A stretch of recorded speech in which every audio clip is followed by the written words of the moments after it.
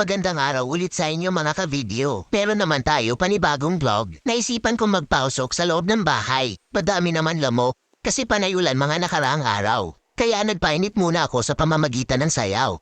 Exercise ba? Ano ka nasisira, ulo?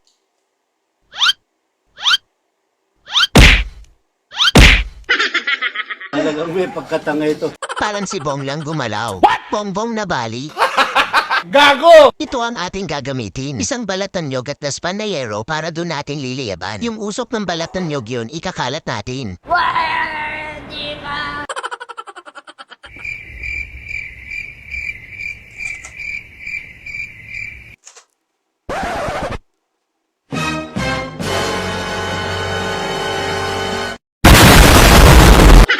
Lumiyab at may baga na siya. Gamitan natin ang electric fan para di ko naihipan. Baka maubusan ako ng hangin. Bola lang yan. Umating si Mama Mary. Kasi schedule pala ni Mama Mary sa amin. Kaya nang dasal muna kami.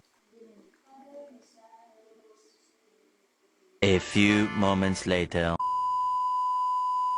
Pagkatapos namin magdasal, nagpausok na ako. Kita nyo naman parang nasa Tagaytay lang tayo sa Sky Ranch. Iwan ko lang kung magkakatakas pa mga lamok.